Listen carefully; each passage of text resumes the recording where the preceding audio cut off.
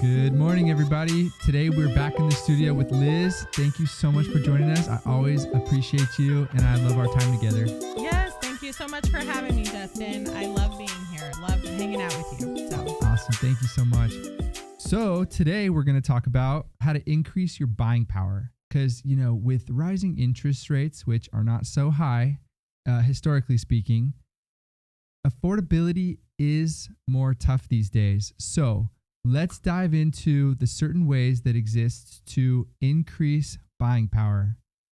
Yeah, so there's a lot of different ways you can increase your options to buy. So you can pay off debt. Now, I would definitely say talk to a mortgage lender before you go down that road to see how it will be most effective for you.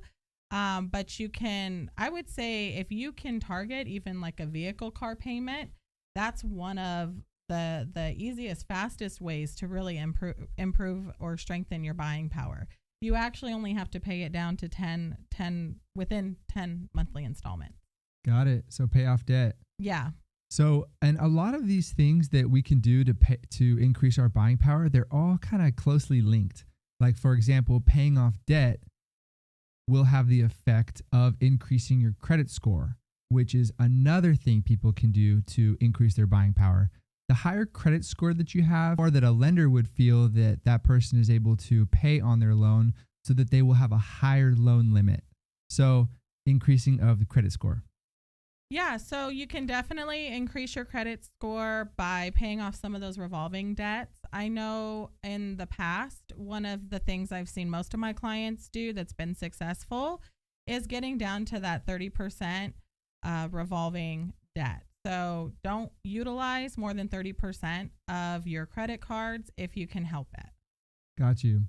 So for example, if someone has $100,000 of credit card, like $100,000 limit, I should say, don't use more than $30,000. Correct. Yeah. So if you have $1,000 limit on your credit card, don't carry more than $300 month over month on it if you can help it. So that's one of the fastest ways to go ahead and boost your credit score. It should reflect within about 30 days.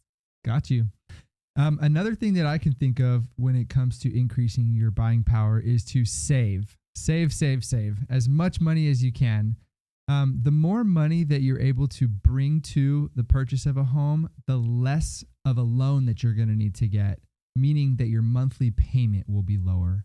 So would you agree that saving is another way to increase buying power? Yeah, definitely. I mean, if I can only approve you for a $400,000 loan, and you're able to save $50,000, that gives you a purchase price of $450,000. So the more you can save, the more you can purchase. And then having that money also allows you to be strategic when you're purchasing a home. So right now we have, a 2-1 buy down. So you can offer more than asking on a property, which will help you with affordability for year 1 and year 2 until rates come down.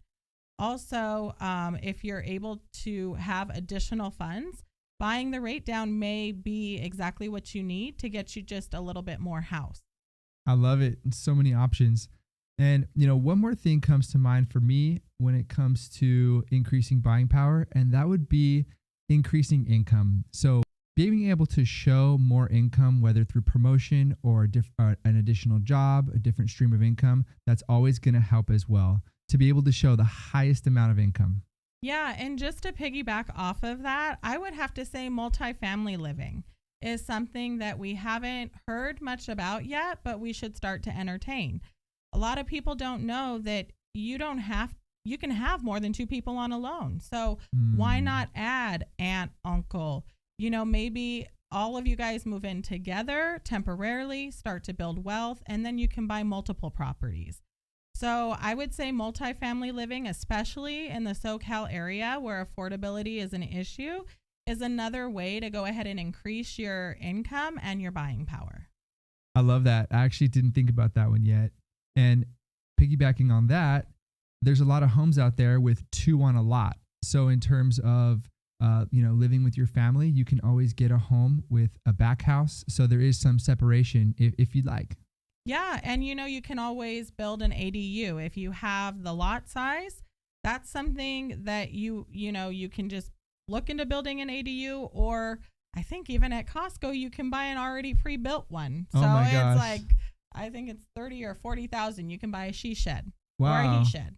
Okay. Okay. Sounds good. I go to Costco all the time. I'm going to check that out. So yeah, just put in some plumbing. I love it. Okay. Well, can you think of anything else? Like, those are the main ones that I can think of. Anything else you would add to that can help increase buying power for our consumers out there? I would say just focus on not accumulating more debt. I would say work on paying it off, connect with a lender, get pre-approved, and put yourself on a plan, whether that's a 6-month plan, a year plan.